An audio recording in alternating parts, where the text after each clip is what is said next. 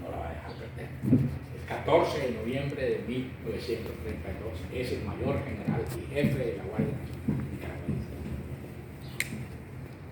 Entonces, conversaciones con Moncada, conversaciones con un sobrino político de esa casa, preferido por los gringos, etcétera, etcétera. Entonces, hay dos fuerzas, Darío Sandino, cuando el viernes, 4 o 5 días antes de que lo mataran. En Nicaragua hay 3 poderes: el presidente de esa casa y yo, el presidente Somos, el presidente de la Guardia y yo. Eso lo dijo el viernes anoche. El sábado se reúne con su esposa. El domingo se reúne en el estadio de la Penny, en un juego de béisbol, con el presidente Somos, con el presidente, con el embajador gringo, con Chris Lane. Ahí planifican el asesinato. Así que el lunes, que el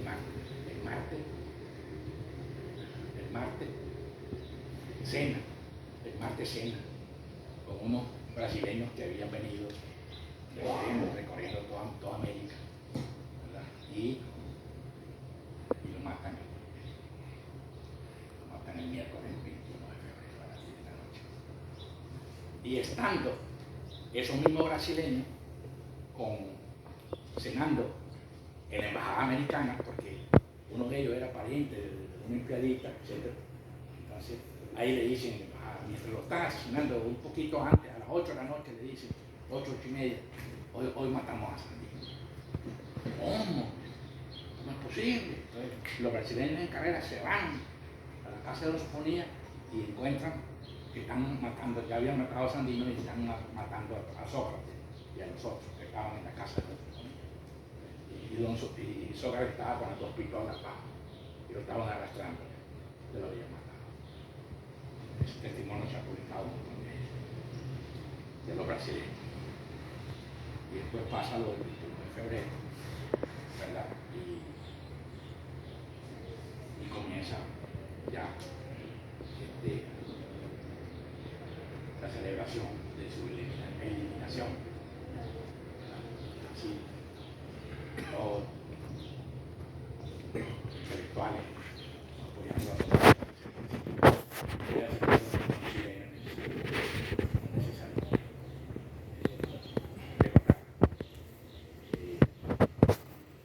Entonces, todavía no hemos entrado el tema.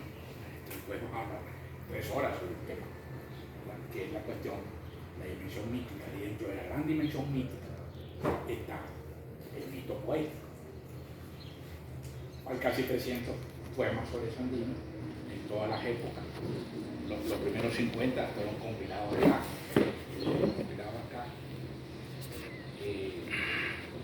Pero quien se lleva la palma y la gloria es Cardenal. Cardenal es el magnificador de Sandino, me decía. No. Antes de él está nada menos que el tenor Sandino Hernández, en la Odisea de Sandino, de 1934, inmediatamente. Y en vida de Sandino hay un montón de modificadores publicados en la revista, publicados en Muriel, publicados en la revista Sandino de Costa Rica, etc. Y el más importante es la carta a Costa Rica de Salomón de la Seta.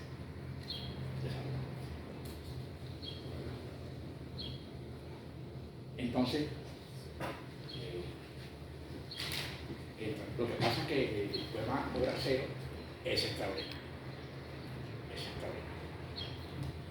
Por un montón de técnicas, por un montón de elementos que establece, que estructura. Y realmente es un poema, pues, es lo más grande que ha escrito Cardenal toda la vida. Hay críticos que dicen que con ese poema, aunque se publicó en México, fue elaborado en Nicaragua antes de a raíz del 54, un poquito después del 54, de la rebelión contra Somoza en ese año, que es considerado Nicaragua con ese poema la capital de la poesía en lengua española. Pero claro, ya ha olvidado Salomón, ya ha olvidado Tenor Sandino, ya ha olvidado un montón de poetas de otras naciones que también escribieron, incluso en España. hay una conexión con España no establecida, no reconocida, por ejemplo. Hay solo un libro de Goita, del Paso. Eso no es solo eso. Hay otros españoles que escribieron libros, etcétera. Entonces, elemento imprescindible de Sandino es su dimensión mítica, configurada por el guerrillero de nuestra América. Este libro mío, que es el más completo que se ha hecho en los últimos 30 años, según Herodes, es lo más, el libro claro, creo que no lo tiene Clemente, se lo voy a regalar. Él tiene dos ediciones, publicados en el 2006, antes de la toma de poder de nuevo del Frente del 7. Y este libro, en su primera edición, esta es la segunda edición, el primero fue el libro que le llevó Rosario Daniel a Chávez, en su primera visita a Chávez. En su primera edición, no es esta edición. Entonces, el título es Guerrillero en nuestra América porque está inspirado en un título de una escultura de Sandino que hizo Roberto de la Selva en México, que se llama Soldado del Continente. Guerrillero de nuestra América, guerrillero porque él formula la guerra de guerrilla como una estrategia política, una resistencia. Guerrillero y de nuestra América, no del continente, porque el continente abarca también Estados Unidos, bueno, de nuestra América, de América Latina, guerrillero de nuestra América. A partir de una inagotable fuente discursiva, sus propios escritos, que sumaron varios centenares, son unos 400. Lo que escribió Sandino son unos 400. 400 independientes, sin meter las órdenes.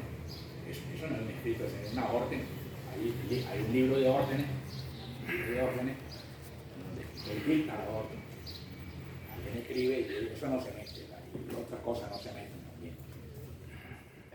Algunas cartas conocidas. Así, desde el inicio de su gesta, mejor emprendió una elaboración de la miticidad que iba a protagonizar y a constituir un principio identitario. La documentación es profusa al respecto y en todas ellas se advierte un común denominador, la construcción de una bien perfilada y sostenida autoimagen. Entonces, él procura proyectar. Es un gran relacionista público de sí mismo. Él tiene conciencia de su papel. Él intuyó que ese era su papel. A su primer manifiesto, suscrito en San Albino el 1 de julio del 27, se remonta a este proceso que le aseguraba un lugar en la historia. De manera que a 4 años y medio de su actuación bélica, el 9 de enero de 1930, después de ese manifiesto, el 1 de julio del 27, dice: fue en el mineral de San Albino, Nueva Segovia, Nicaragua, Centroamérica, cuando aún nadie sospechaba la sorpresa que Nicaragua proporcionaría al mundo, que marqué el derrotero de nuestra identidad. Lo dice en el 30. No en vano, en su mensaje del 17 de julio de ese mismo año, 1927, había ordenado a su gente desvanecer la idea de los que creen que somos bandoleros y no hombres de ideales.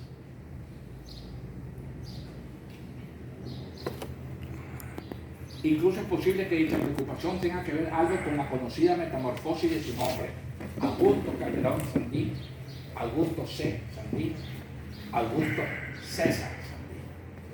Terminó firmando siempre Augusto César Sandino. Entonces hay una discusión. Roberto Sánchez dice: no, tiene que ser Augusto Calderón Sandino. No, dice Humberto Ortega, tiene que ser Augusto César Sandino porque fue su nombre verdadero de combate. Y cuando yo ingresé al frente, duré ante César Augusto Sandino, cuya eufonía quedó consagrada en un octosílabo: Augusto César Sandino. Augusto César Sandino, octosílabo.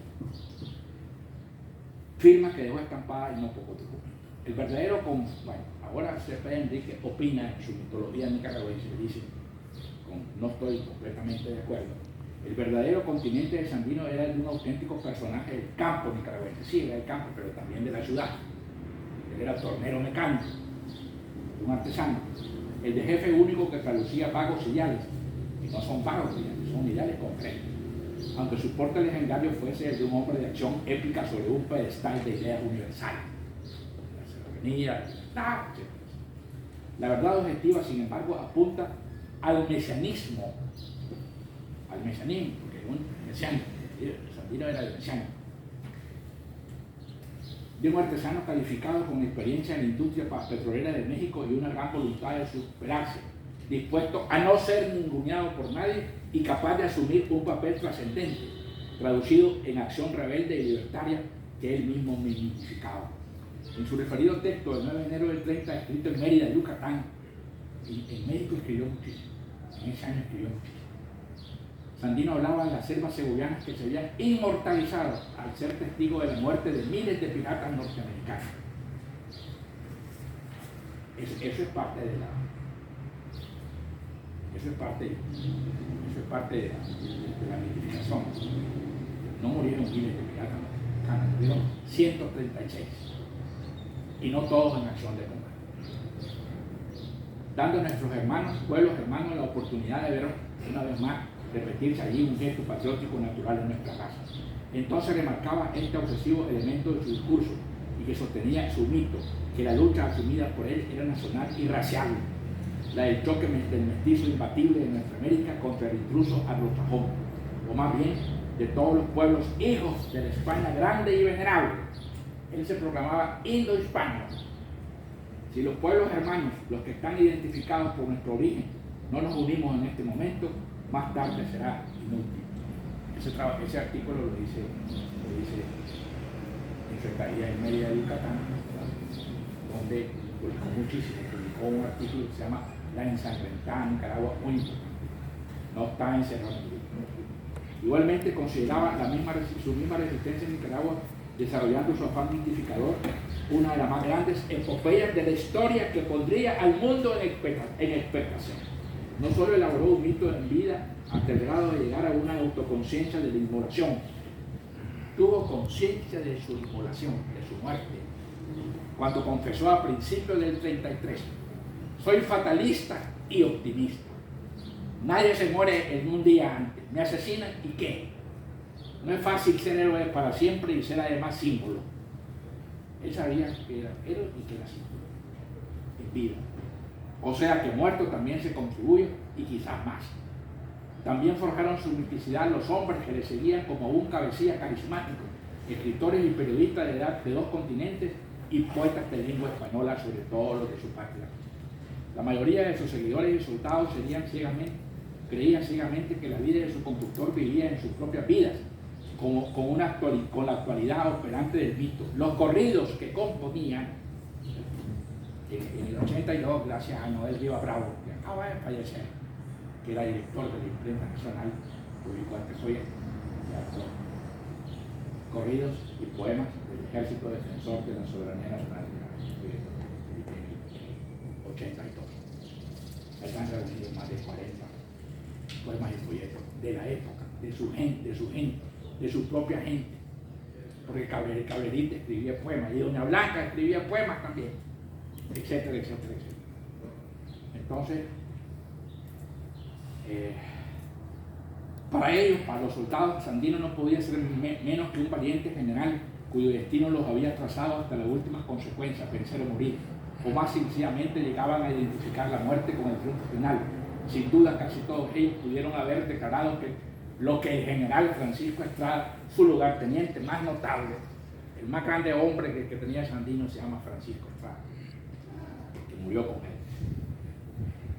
Expresó el periodista mexicano José Navarro el 29 de enero de 1930, estando en México.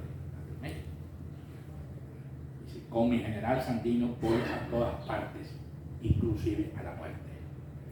Como el propio Sandino lo señaló en el 30, el estadounidense Carleton Beach, algunas figuras políticas e intelectuales de América Latina y otras europeas contribuyeron a intensificar su mito.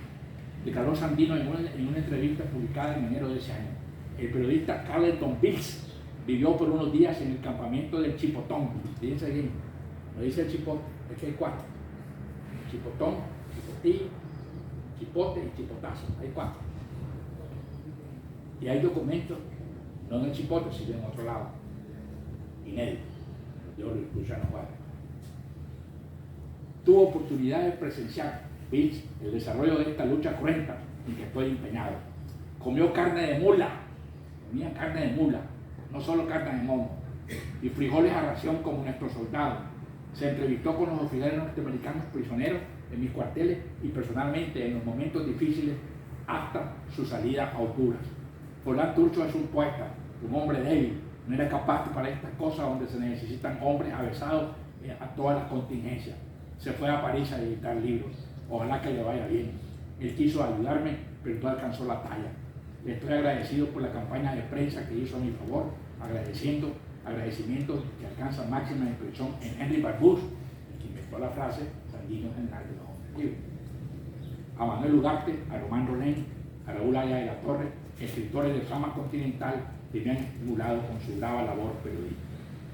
Pero fue la poesía, ya entramos en el tema, la vía más explícita y transfiguradora de la mitificación de Sandino. Numerosos fueron los textos que realizaron esa función, por lo menos a partir de 1928.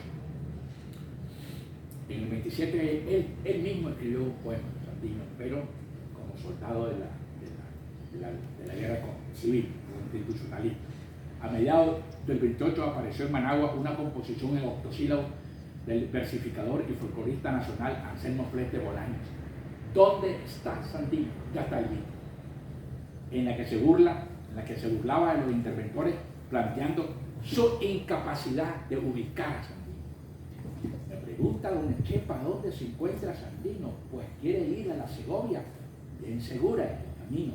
A Mr. Pan por un macho le pregunto en un esquina, ¿sabe tú dónde tu rebelde Sandino? Si no sabe, mi no sabe, mi no entiende. Dice, yo decir Sandinillo, ¿dónde está? Pregunta yo a Mr. Camel Espinito. Y sigue más. También de 1928 datan los versos del guatemalteco Guillermo F. Hall. Sandino es un loco, tal vez, más cual Sandino en este continente quedan pocos. Estamos hablando del 28. Ojalá que el suelo de latino hubiera cual Sandino, muchos locos. Ese soneto se lo sabían de memoria de los borrachos en los años 50. Un drama en 3 actos y versos publicado en San Salvador de José de Elena, de los Águilas. En vida de Sandino hay 2 obras de teatro en El Salvador. Esa de José de Elena y otra más importante, totalmente desconocida y que ya logré publicar completa en Cahualinca, revista de la Academia de Geografía y Historia. Los del panameño que firmaban con el seudónimo Adelio y los de una niña ecuatoriana de 18 años, Alida María Hidalgo, a Rubén y Sandino, cuyo seudónimo era Flor de Té. Son poemas de 1928. El más significativo poema, sin embargo, correspondió a un fragmento del canto a Costa Rica, 1930, de Salomón de la Selva, el cual vale la pena transcribir. Es en el decasílabo, 11 sílabas. No fuera Nicaragua traicionada por enconados odios fratricidas, ni Tiranuelo ruin en maridaje con extrañas legiones asesinas, sembrara el espanto y corrompiera a mi pueblo y burlara el honor y la justicia. Ni fuera Soledad de Sandino de la abyección de sus hermanos víctima, hombre sencillo que brotó del campo como la caña que nos da la espina, hombre como tus hombres, sin alarde, de vana floración y sin espinas, y ante el peligro que a la raza arrolla, y ante el dolor que al continente hostiga, cada hoja de su tallo se hizo espada ante la iniquidad de la conquista. Y pues sigue hablando hasta así surgió Sandino, maravilla de cívica lealtad incorruptible. En Roma fuera el vencedor de Aníbal, suya es la espada de los macabeos que flamea entre sombras en la Biblia, y la onda de David el pastorcito con que al Goliat impúdico derriba. Virgilio en él reconociera a Eneas, el que a cuentas se echó en la bracería del santo hogar y del traiano incendio salvó cuanto la patria significa.